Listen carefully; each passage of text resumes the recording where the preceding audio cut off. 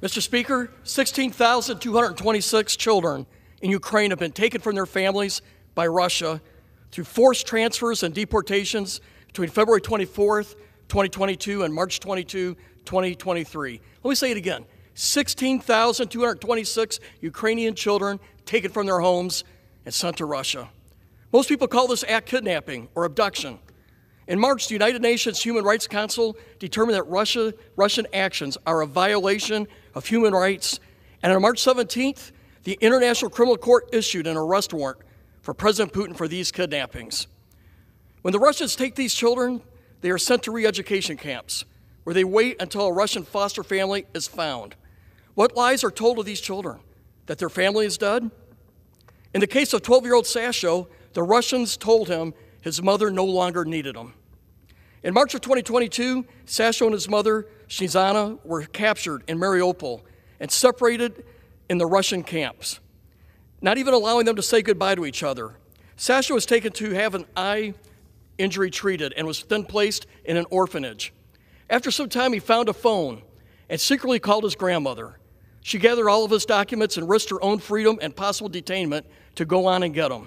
The love of a grandmother.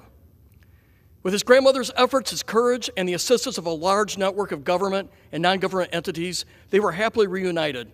Sadly, they have not heard from his mother or even know where she is at.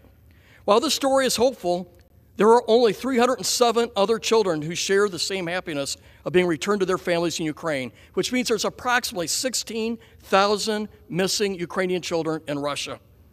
We must join and support the Child Rights International Network, the Bethany Christian Services, the Voices of Children, and approximately 30 other organizations who are working together to save these children. The concurrent resolution we are proposing today and we are submitting strongly condemns the practice by Russia.